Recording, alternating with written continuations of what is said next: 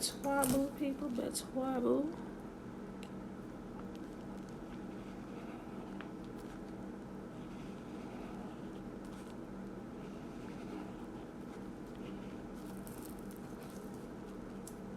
Betwabu, Betwabu.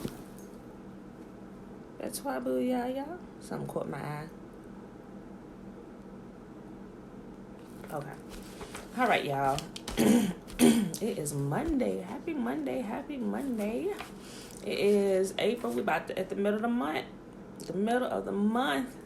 It is April the 13th, 2020. We are on day 120 of year 2 of reading through the Old Testament, the book of the law and prophets, or the book of instruction and the prophets and songs. All right, y'all. Let's see. Today we are in First Chronicles 23, 24, and 25. Like tomorrow, I could make tomorrow the last day of First Chronicles. Yeah, but I don't know that I want to read 4 chapters tomorrow. Let's see. We'll be reading.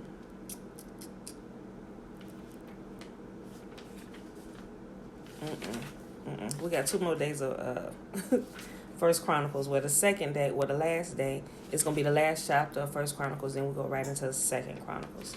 All right, y'all. So today, we're talking about, through all these chapters, it's still, hold on, why do I keep getting, hold on. All right, yeah. Okay, so I'm almost 100% sure that I'm going to screw up a few of these names. It's genealogies, but it's going through telling the duties of the priests, the Levites, and in the last chapter for today, we're going to get into the musicians and what their duties are and their names and all that good stuff. So, it's going to be a pretty quick reading today. I'm going to just go ahead and get right into it, people. All right. So, First Chronicles chapter 23. So when David was old and full of days, he made Solomon his son king of Israel, and he gathered together all the princes of Israel with the priests and the Levites. Now the Levites were numbered from the age of 30 years and upward, and their number by their polls, man by man, was 38,000. Let's see. So make a underline this so I remember to come back to it. Make a note. Of which 20 and 4,000 were set to forward the work of the house of Yahuwah, and 6,000 were officers and judges. Moreover, 4,000 were porters, and 4,000 praised Yahuwah with instruments which I made, said David, to praise therewith. And David divided them into courses among the sons of Levi, namely Gershon, Kohath, and Merari. Of the Gershonites were Ladan and Shimei. The sons of Ladan, the chief, was Jehiel and Zatham and Joel, 3. The sons of Shimei, Shelomith and Haziel and Haran, 3. These were the chief of the fathers of Ladan. And the sons of Shimei were Jahath, Zena, and Jeush and Beriah. These 4 were the sons of Shimei. And Jahath was chief, and Ziza the second, but Jeush and Beriah had not many sons. Therefore they were in one reckoning, according to their father's house. The sons of Kohath, Amram, Izhar, Hebron, and Uzziel, 4. The sons of Amram, Aaron, and Moses. And Aaron was separated that he should sanctify the most holy things, seeing his sons forever, to burn incense before Yahuwah, to minister unto him, and to bless his name forever. Ain't that something I think about? I don't know, how many of y'all watch the 10 Commandments? Every year during Passover time and unleavened bread, they show shucks for it. Since I was a little girl, they've been showing the 10 Commandments every year during Passover week and unleavened bread. But we know some of the stuff is kind of off. They ain't got the right color people, but if you understand all that, it's still a good movie. You can clearly see the things that are out of place and things that they say that don't apply to there. But it was really interesting watching it last week a couple times, knowing all that I know now and all that I've learned since the last couple of years, from the time I've grown up watching it. It makes a total difference. You know, I can watch it in peace because I understand, okay, that, I know it, yeah, okay. But it's still a good movie altogether, and it's a pretty long movie. It's a little over 3 hours long. But there are some things in there that stood out, and I found myself getting all extra weepy last. I'm like, man, what is wrong with you, girl? I guess because now that I truly understand what is going on and how they put it in the movie, like I said, they did a pretty good job. Although it's the wrong people and some things are a little off, it's really still good. I wish they would have shown more of the plagues in there, because they show like the first couple plagues, but then they just kind of skip through the rest of them until you get to the last one, the plague of the death angel, whatever, the lamb's blood on the door. But also, did you know, if you read, and some of you may read it and some of you may not have, the Ten Commandments, Tara, the Ten Commandments, it's like, it's not black and white. It's I'll post it. Matter of fact, I got it. If you got access to I'm not sure if it's on Netflix. I'm not sure, but I think you get access to my Amazon account, but you can actually go into the Amazon movies and pull it up because we bought it, But if you read in the Apocrypha in, I want to say it's Jasher. But Jasher, is it Jasher or Jubilees? I think it's Jasher chapter 80. Right, yeah, I think I posted that like last week too. I think it's Jasher chapter 80. It gives a little more detail of the plagues going on. Yeah, on Prime. But also, what some people don't realize, we talked about it. Remember the last plague? Say you got to put the lamb's blood on the door and everything. But do you know there were some of us that did not do it because it brings it out in Jasher? The ones of course. Those who didn't put the blood on the door, the firstborn in their household, man and beast, their cattle, all that stuff, they died, right? Why? Because Yahuwah said Egypt had been killing Yahuwah's firstborn for years. And he said, because you refuse to let my son go. And when he said son, if you hear that today in the church, some people think, oh, they're talking about JC. No, wasn't even thought of. Never. He's talking about the entire nation of Israel. And if you go through and read it, Yahuwah always refers to Israel as my son. He said, because because you refuse to let my son go, that he may worship me. He said, because you've been killing him, just summing it up. He said, because you've been killing him, I'm going to kill your firstborn. Okay, so I said all that to say, if you read in Jasher and get some of the extra detail, remember how I tell you, some of our folk, Israel is the most hard-headedest folk, and I hope I know everybody up here, even those that watch this later, when you hear me say Israel, I'm talking about Yahuwah's people, not the people that's currently over there. They're called Israel or whatever, but what's amazing is a lot of those people over there, just like scripture says, when the time comes where the true sons and daughters of Yah will be revealed, the people are going to start waking up all over. And you have a lot of people over there in the actual land of Israel and Jerusalem over there, the Caucasian colored people, they're realizing, and some of them are telling you, some of them are moving out the land. They say, we are not the people of the book. They know they're European converts, and it amazes me looking at some of that stuff. I'm like, this is really happening. Like, because sometimes you just, when you grow up going to church and stuff, it's like, oh, this just, until you realize this is a real thing. This is a completely real thing that's happening before our eyes. But if you've grown up in the atmosphere that this is just something we do, yeah, praise God, this is just something we do to the day we die, you kind of sleep to the whole world, and you're oblivious to the entire world, what's going on before you, even some of the things that's happening with the weather and all that stuff. You even got books that talk about some of these things. Like in the church, most famous thing you hear is the Matthew and the tribulation chapters and stuff like that. But if you're familiar with the older books, and you know that the New Testament are newer books, you would see that a lot of that stuff is taken from the older books, and some of that stuff almost word for word. But the older books give a little bit more detail to, whereas the newer books sometimes take some things out. And I wish they would not have done that, because if they had not have taken out some of those things that were in the older books, people would clearly know. People would be waking up like, wait a minute, what is this thing that we've had in our possession all these years and totally ignored? So it's crazy. Talk about the whirlwinds, guys. We got tornadoes running through the land.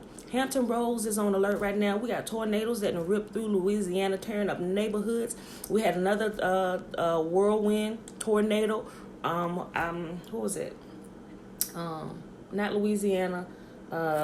It was another place. I woke up to the alert or whatever. 6 people then died in that, and it's like, jeez, everything is like kicking up.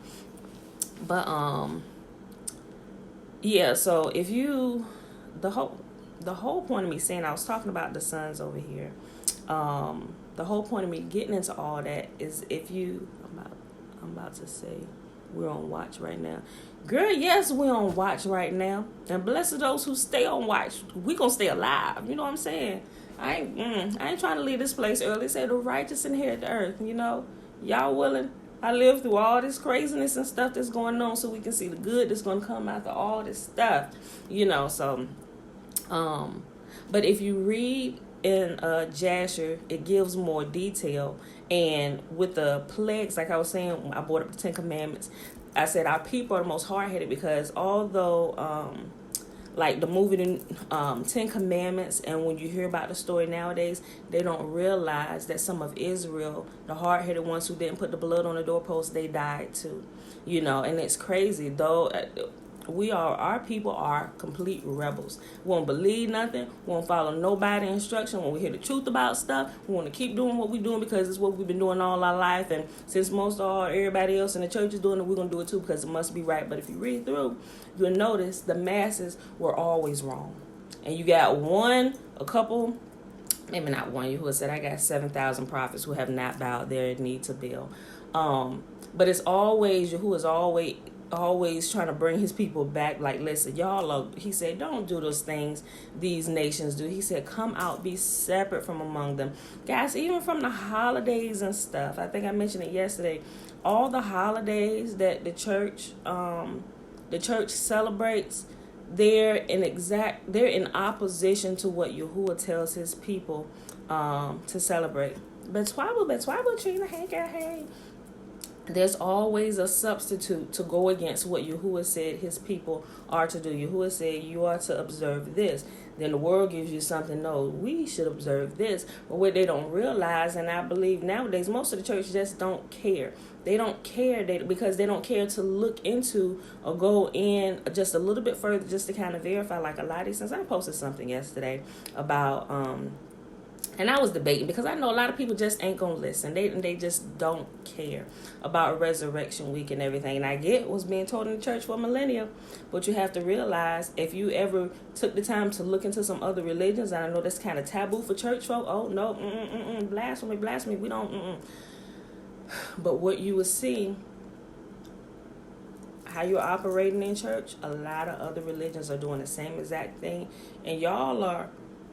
A lot of people ain't gonna believe me when I say, but I'm telling you, as sure as I know I was born a female and I'm black, multiple religions are worshiping the same multiple gods, multiple deities who are no gods at all. And they just changed the names throughout history.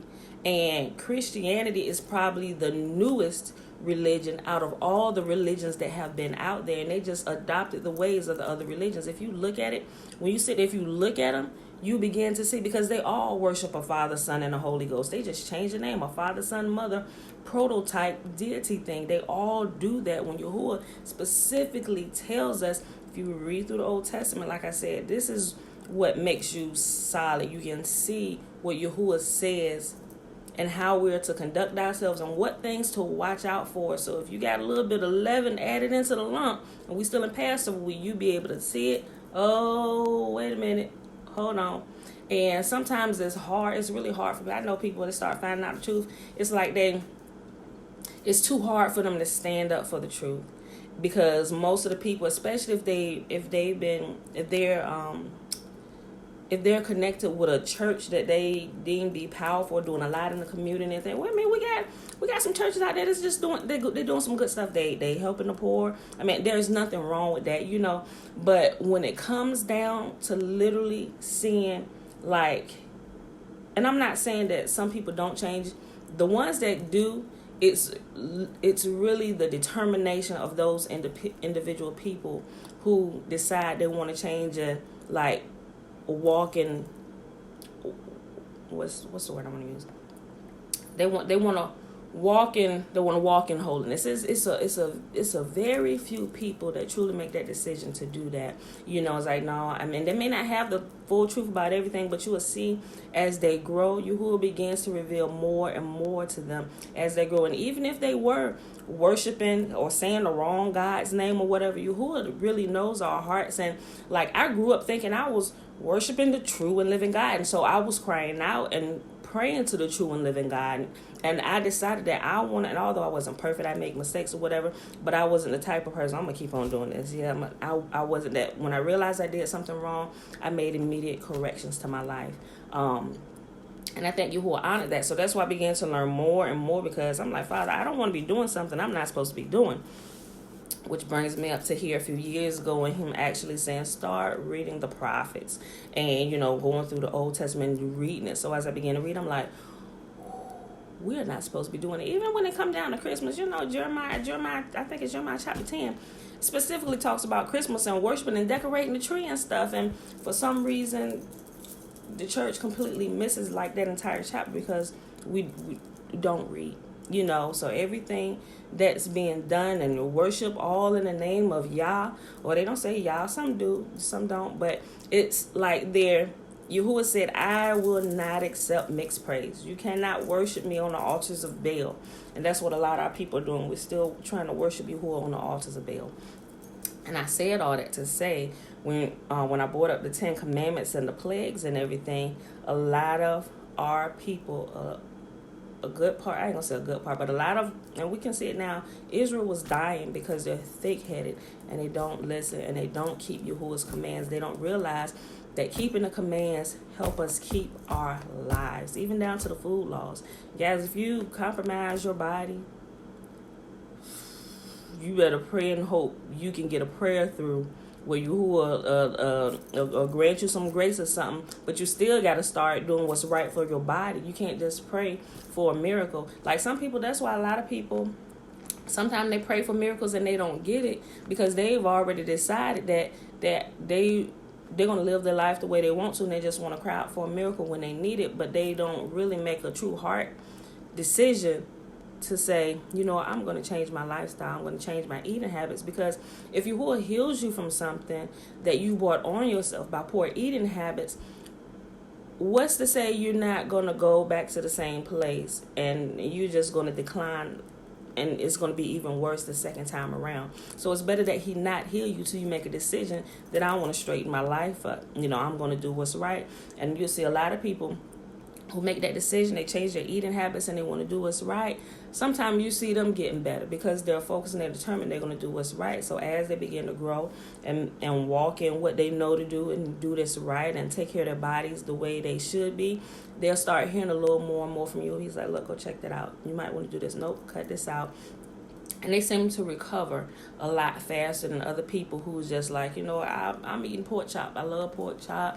We're gonna fry this. We're gonna fry that. I love my seafood, my shellfish, everything. I love my fish with just fins and not scales. You know what I'm saying? So, I mean, it's just, I said all that to say, if we would just do what was right, we'd see Yahuwah move for us a lot faster in situations, and a lot of us wouldn't die needlessly, so.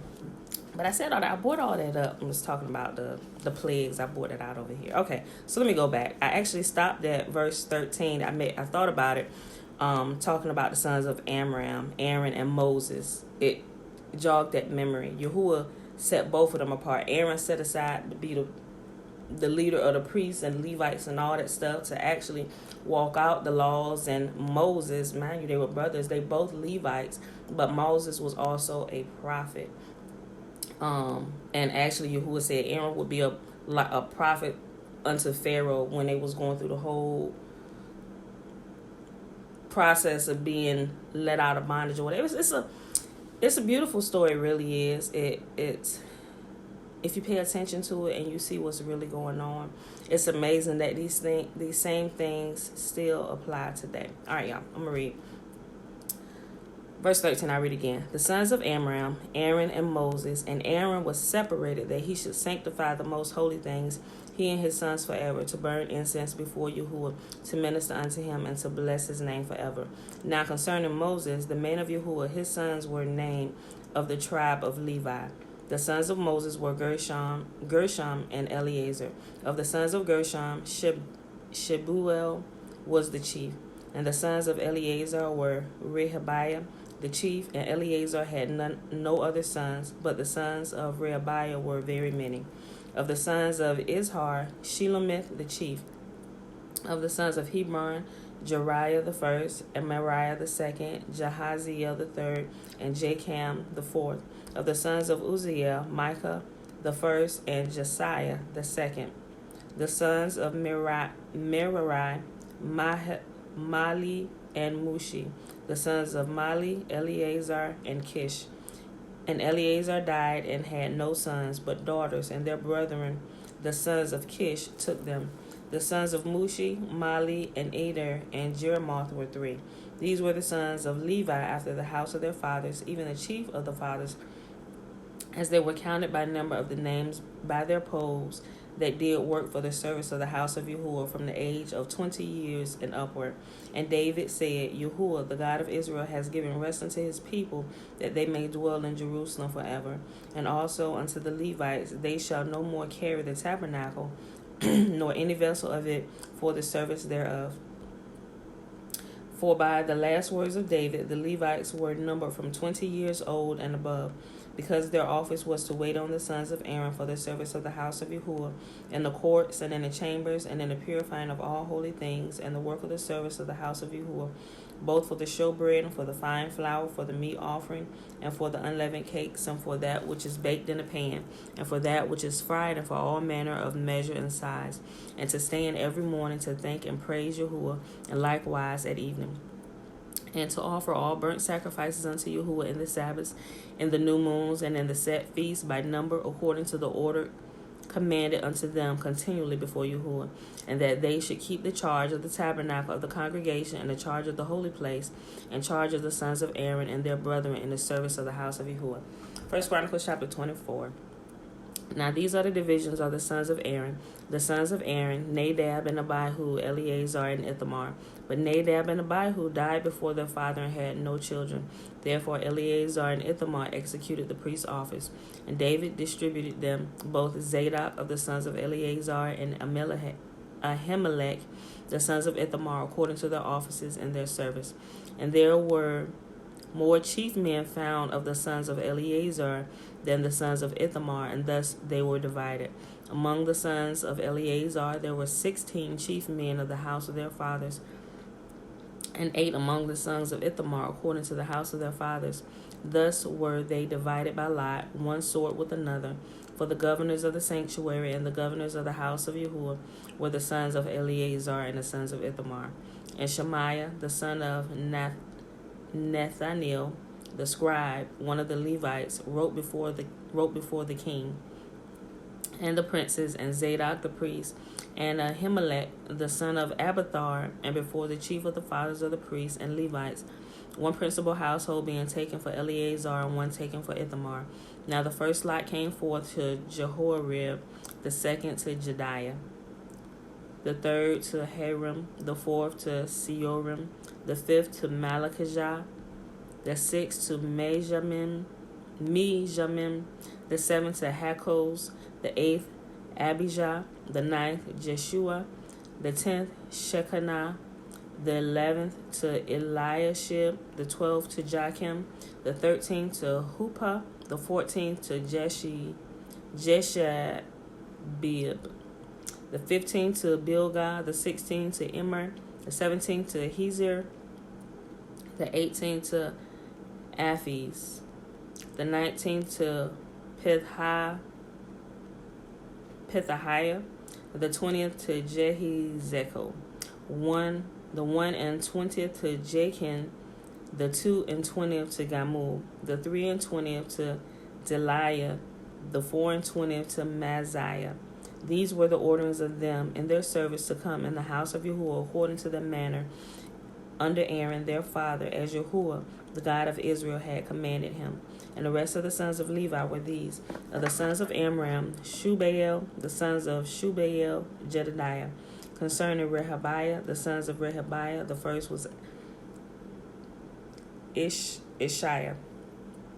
Of the Izrahites, Shelomoth; the sons of Shelomoth, Jahath.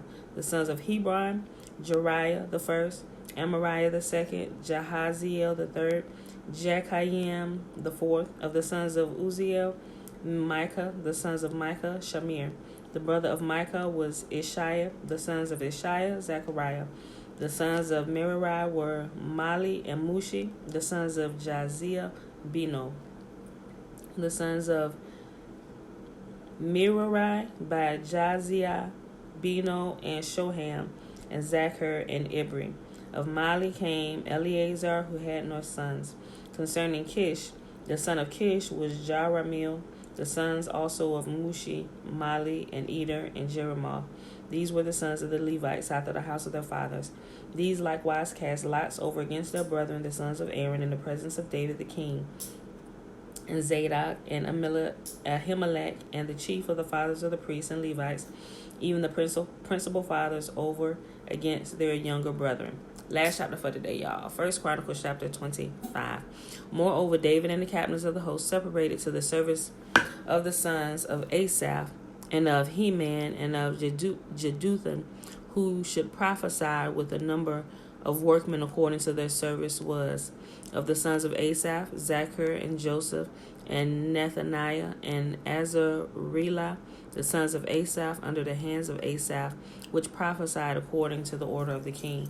And Jeduthun, the sons of Jeduthun, Gedaliah, and Zeri, and Jeshiah, Hashabiah, and Mattathiah, 6, under the hands of their father Jeduthun, who prophesied with a heart to give thanks and to praise Yahuwah.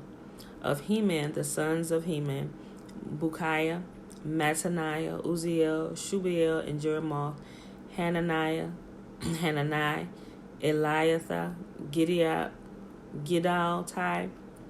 Romai-Tiezer, what do they be thinking when they name these children? Josh, Bekashah, Malothai, Hathir, and Mahaziah. All these were the sons of Heman, the king's seer, in all the words of Yahuwah to lift up the horn. And Yahuwah gave to Heman 14 sons and 3 daughters. All these were under the hands of their father for song in the house of Yahuwah, with cymbals, psalteries, and harps for the service of the house of Yahuwah, according to the king's order to Asaph, Jeduthun, and Heman. And so if people didn't realize, even the music that's played in reverence to Yah, clean vessels should be producing this music, because it's like prophesying. You know how music can really change your mood. Music is powerful. You can do a lot of things. You can cause a lot of things to happen with music. You can even bring the presence of Yah in if you got clean vessels that are playing this music and singing these tunes. It's a very powerful thing, and you literally usher in the presence of Yah, and the people will have a real move of Yah. Like, there's music that's been recorded where you can feel certain presence in. Like, let me tell you something. My brother, he used to listen to, I don't think he still does, but he used to listen to Eminem all the time. Eminem, he has a way with his music, and it's like, he got hot beats and stuff, but Eminem's music will have you suicidal. Like, serious. Because I listen to some of the tunes, because and what's coming out of him is his life. You know, so if you want all that happening in your life, you have to be really mindful about what you let go into your ears, because it becomes a part of you. You don't realize that music, whether it's rap or R&B, music prophesies to people, and it gets inside of you. Like, you can play stuff into you, and you can also play stuff out of you. So you got to be very, very careful about the music you listen to. So the number of them with their brethren that were instructed in the songs of Yahuwah, even all that were cunning, was 268. And they cast lots, ward against ward, as well as small as the great, the teacher as the scholar. Now the first lot came forth for Asaph to Joseph, the second to Gedaliah, who was with his brethren, and sons were 12. The third to Zachar, he, his sons, and his brethren were 12. The fourth to Isri, he, his sons, and his brethren were 12. The fifth to Nethaniah, he, his sons, and his brethren were 12. The sixth to Buki, he, his sons, and his brethren were 12. The seventh to Jesharila, he, his sons, and his brethren were 12. The eighth to Jeshiah, he, his sons, and his brethren were 12. The ninth to Mattaniah, he, his sons, and his brethren were 12. The 10th to Shimei, he, his sons, and his brethren were 12. The 11th to Azareel, he, his sons, and his brethren were 12. The 12th to Hashabiah, he, his sons, and his brethren were 12.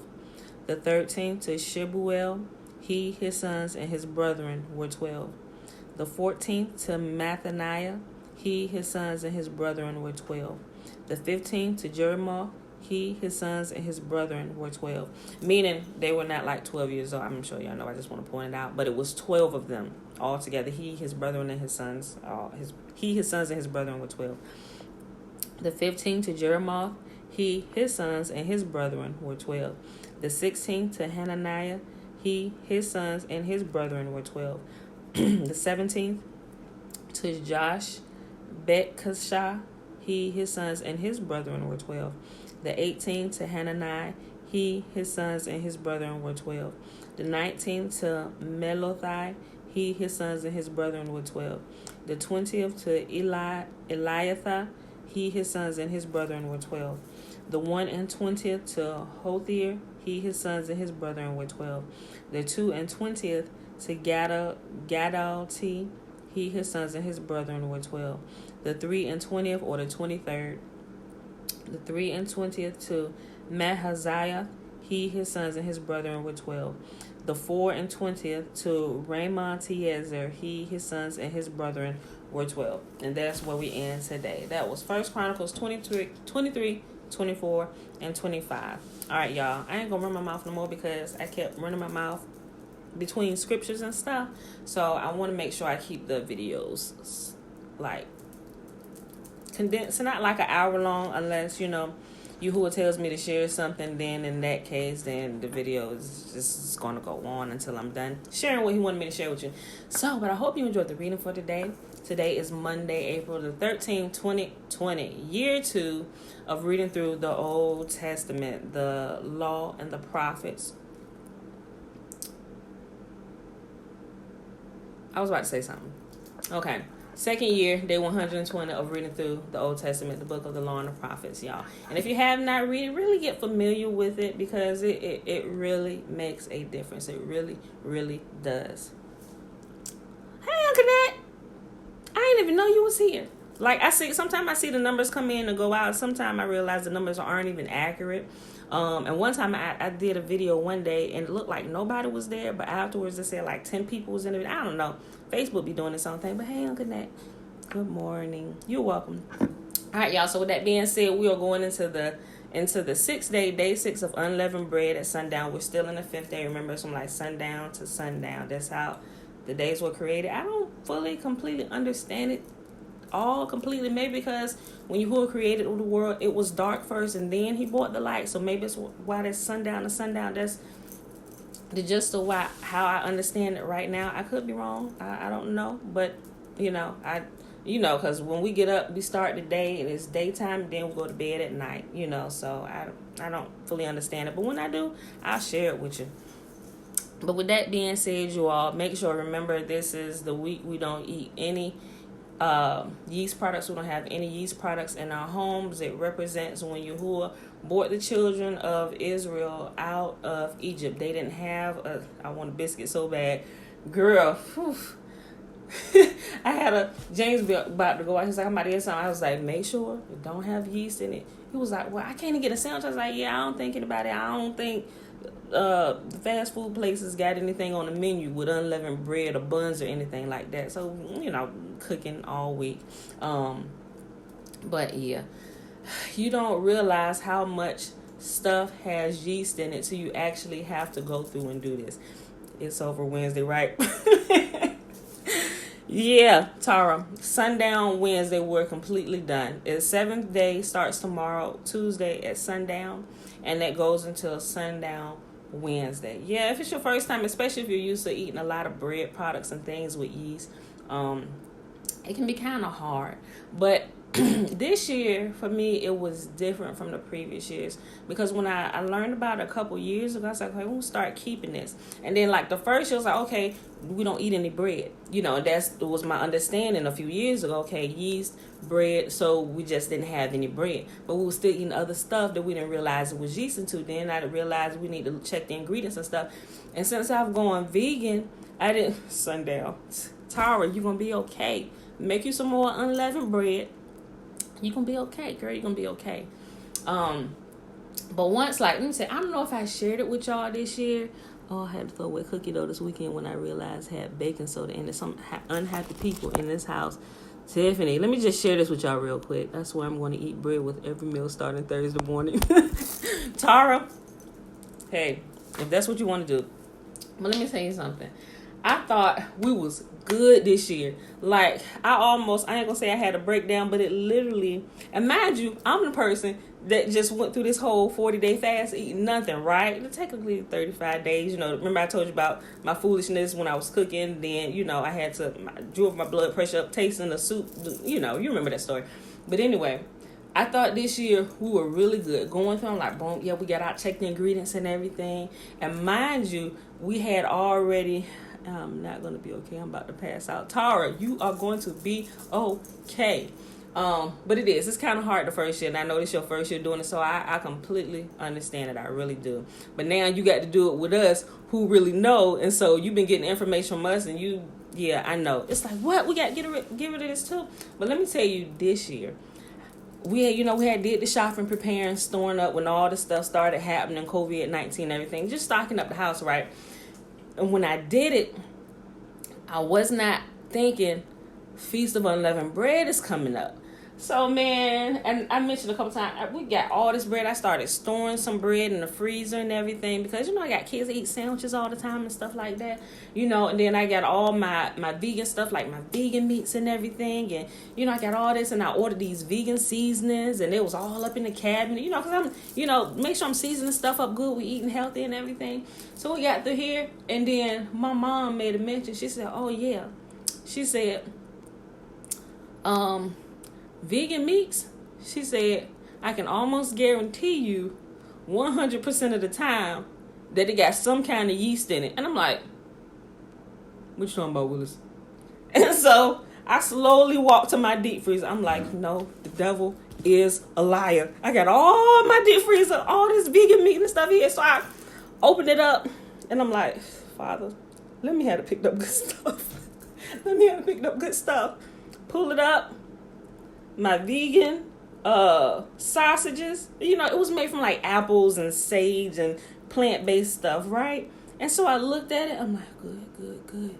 Yeast. I'm like, who would put yeast in vegan products? And I immediately got pissed off. And I was pissed off because I spent all this money and my deep freezer is like almost like a third of the way. Let's see. Okay, if it's divided into 4, maybe like 1/4. I got like this basket that sits in my deep freezer, and I put all my vegan stuff in that basket and kind of, separate it from the other stuff. And I'm like, who would do this? And mind you, we was in preparation for Passover day. Like, I'm like, I ain't had no time to go out and get like nothing because I was cooking the Passover meal and everything. I'm like, who would do this? So I called Leisha. I'm like, Leisha. Oh. And she, mind you, she didn't pick up a lot of it, but she had some. And then I got my vegan burgers, my veggie burgers and stuff. Yeast. yeast extract. They got all these forms of yeast in. I'm like, you don't need all this stuff to put beans together. I'm like, oh, they couldn't figure it. And I was in my kitchen snapping. Like, you would have been like, this is not the same girl that be reading the Bible in the morning. And I called Alicia, and Alicia was like, Pam, calm down. I said, do you see this? Do you see all this? At first, I started throwing stuff away. And then my mama happened to beep in the call of me and Alicia foolishness and stuff while we hollering, going off about our food that we got to get rid of. And I was like, you know what? Maybe I have a food addiction. I was like, that day I realized, and it wasn't so much the money. It really wasn't. It was, I still realized there was like an attachment to food there. I mean, I was okay with giving it away, but it's like I've completely just stocked my house for my family, and the meals that we're going to eat, and just in case I had like this whole thing going through my mind. All this stuff is going on. We don't know how bad it's going to get.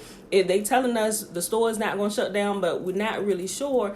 So all this stuff is going through my head and stuff, and I'm like, oh my gosh, all this got to go in the trash. And my mama brought up, she said, well, is there anybody near you that you can give the foods to?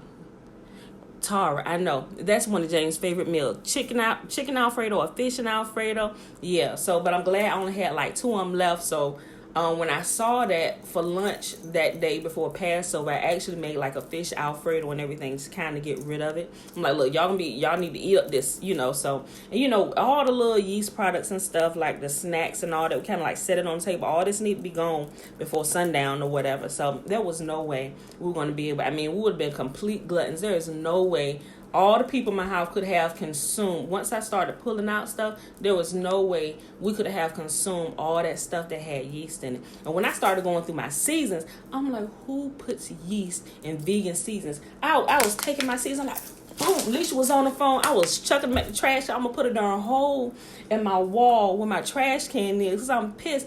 Some of those, it was like 10 of those seasons that I hadn't even opened yet. And so had I been thinking and not been pissed that I had to get rid of them, I was mad like, Father. But it made me realize, like, even when we look at our lives and consider our ways, like if you got a bunch of, that's how we really should go through our life looking, do I have any sin? Am I doing things that I shouldn't be doing? The week of, in preparation for the week of unleavened bread, it teaches you a principle on how to really consider your ways and to look at your life and go into them cracks and crevices and the closet that got the skeletons in it. You got to look. So once I realized some of my seasons had yeast in them, I had to check the entire cabinet of seasonings. Do you know how tedious that is? You have a cabinet full of seasonings. You got big jars, you got little small jars, you got medium size, you got the small ones stacked on top of the small ones. And so I got a counter full of seasonings that I'm checking all the ingredients to. And I had to get rid of like a third of them because they had yeast extract or yeast in it. I'm just like, I wasn't mad, but I was mad that I didn't think about it more time in advance to where now I'm not rushing to clear this stuff out of my house because I want to be obedient. It's not like, oh, it's a religious thing, but what it is, it's Yahuwah said these are memorial feasts that we are to keep every year perpetually from generation to generation because it keeps us mindful of him and it keeps us looking at our lives and making sure we're constantly assessing ourselves. Not that we're doing this ritual thing, and that's what a lot of people say, oh, this ritual, doing all that religious stuff, and it's not that. If you actually observe it, you will get the principle of kick in while we're doing this, and you teach your children, you teach them at a young age. Okay, nope. And it literally, as you begin to do it and line up, you will be, for one, it'll also, while you're doing it, because yeast, if you eat a lot of yeast products, you tend to get bloated and overweight. And not just women can have yeast infections like in private areas, but you can literally have a yeast infection in your entire body because you have an overgrowth of yeast. Now you got biscuits on the back of your neck and all this stuff because you're eating all these yeast products and everything. You're sweating butter. And it's it's hard, and it takes a toll on your body, and it really is a good thing that we practice these and we observe these every single year, because when I first started doing them, I'm like, okay, just doing it because they say do it. But as I've grown, I realize how this actually relates to real life, and how we're to constantly assess ourselves to make sure we're in right standing, we're honoring Yah, we're honoring ourselves, and we're honoring others. It really, that's what observing these commands does for us. It teaches us how to be upright people and to treat people fairly and just at all times, and to be moral people. And we'll literally reproduce generations of righteous people, But I didn't really understand that when I first started doing it. But now it's like, Tara, you funny. Say that's why I have 8 chins. Tiffany, I checked everything after you talked about the seasons last week. Anthony now has very organized cabinets and pantry. Don't we all? So it was funny. I was telling Leisha, I was like, you know what? After this week, I was like, I don't know that I'm a buy anymore. I mean, here and there, some things may have yeast in it, but even what we've realized, and when you stop putting the yeast in your body, it also keeps your weight under control too, and you begin to lose. Alicia was like, girl, you been getting on the scale? I was like, no, I didn't. She said, well, I've noticed I ain't gained no weight. We eat salads and veggies and all this other stuff that we can make that doesn't have yeast. And she said, I noticed I haven't gained any weight. I've actually lost a couple pounds, because yeast bloats you. It makes you bigger. You look like the Pillsbury Doughboy, but I have realized, I was like, I have noticed my watch is swinging around, and my, my bracelet is a little bit looser. I was like, I have noticed that. And so I was like, Feast of Unleavened Bread is a blessing in disguise for women. Those of us who always worried about our weight. But all right, y'all done ran my mouth enough about that. But I wanted to share that with you about the Feast of Unleavened Bread, and how, literally, I realized even, if you be a vegan. Good morning, Aunt Nene. I lost 3 pounds doing nothing. See, Tiffany, I'm telling you, y'all be trying to bless us all the time. He said, look, just keep my commands. They'll keep you alive. You keep my commands, I keep you. You stay alive. It's like a system that's already set in order. And it's amazing when we start doing it. We realize, oh, shoot. Hey, did you. So it's an amazing thing. It really is, Tiffany. It is an amazing thing, so. But I want to share that with y'all. Seriously, I told Leisha when I was still going through the season and stuff, I was getting all teary-eyed because of the stuff that I had to get rid of, and I didn't throw it away. We realized, she called somebody. There was a nurse. I don't know if she mind me sharing. I'm not going to say any names. But there's a nurse that works at the hospital whose husband, doing all this, got laid off, and they have children and everything, and it was kind of running short, and she was the only one working now. So we was like, well, maybe we can call her.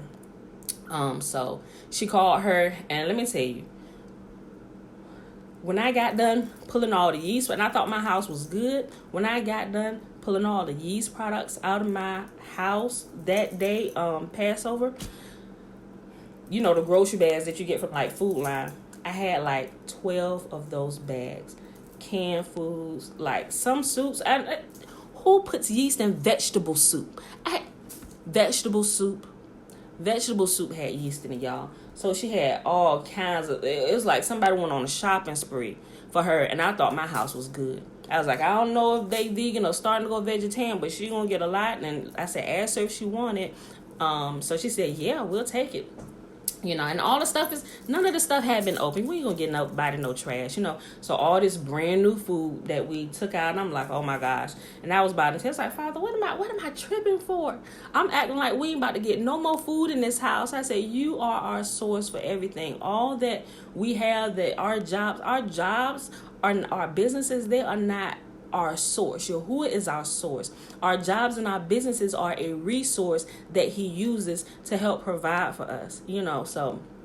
But with all that said, but we did, my sister, the stuff out of her house and the stuff out of my house, we took it over there. And my baby sister, it's funny because she's cleaned out her house too, and she had quite a few bags, and she was tripping. She was like, girl, she said, can I just have him hold it and I go get it back afterwards? I was like, do you want to get rid of sand and go back and pick it up later? And she was like, facts. So she ended up just letting it go. And it was like, this year it was different. It was more of who was really, hitting at the heart of us. Like, what are we doing here? What are we really doing? Are we all food addicts? Can we like not let food go for a week to where we can, like, when you let all that yeast go, and it helps you hear clearer too, and it's, I don't know, y'all, but it was crazy. But I was tripping. I told Alicia, she said, Pam, you okay? I said, girl, I'm okay. Like when I say my eyes, like I was about to cry, like tears were in my eyes because all the food I gathered in my house that had yeast in it. I was like, Alicia, I gotta go. If I'm gonna get through this, I need to put some music in my ear. She said, yep, go ahead. She said, you need me to call you back? I said, no, I'll be good. But she called me back about 15 minutes later. She was like, you okay? I said, yeah, girl, I'm okay. And I was saying, I was listening to the music and stuff, just pulling the stuff. I was like, we blessing somebody else with this that don't have anything. And that wasn't the issue, because we don't mind helping people. But I think it was the whole, like, this is stuff that I prepared for my house, and now I have to get rid of. Like, I wasn't expecting that, because I thought that I had already. Then I like, Pam, what? Hey, what is wrong? So. But yeah, this year was different from me. Tara, I am not okay. Tara, I know it's going to be okay. Tara, it's going to be okay. It's only a week. It was only a week. If you want to go back out and buy the stuff, hey, that's totally up to you. But I'm just saying, it teaches us a principle that we can really carry in life. It really does. And to have us thinking about ourselves, wait a minute, we probably shouldn't be doing that. It does. It really helps you to assess your life and your private life, your thoughts, everything on the inside of you that nobody else can see. It'll have you assessing yourself on another whole level. And it's a good process. Sometimes those are processes we need to go through, because sometimes mentally we may not be okay, or we may be, it does. Freddie gonna give me my food back. Tara, you are funny. Okay, y'all, so I'm done running my mouth. This video has gone on long enough. Let's do the blessing. And the blessing is found where? Yep, Numbers chapter 6. Yahuwah said, this is how you bless my people as soon as the sun go down Wednesday. You know what, Tara? I believe you too. All right, y'all. So Yahuwah said, this is how you to bless my people, and I myself will, this is how you put my name on my people, and I myself will come and bless them. So may Yahuwah bless us and keep us. May Yahuwah make his face to shine upon us and be gracious unto us. May Yahuwah lift up his countenance upon us and give us his peace. All right, y'all. I love y'all, and I will see y'all bright and early in the morning. Peace.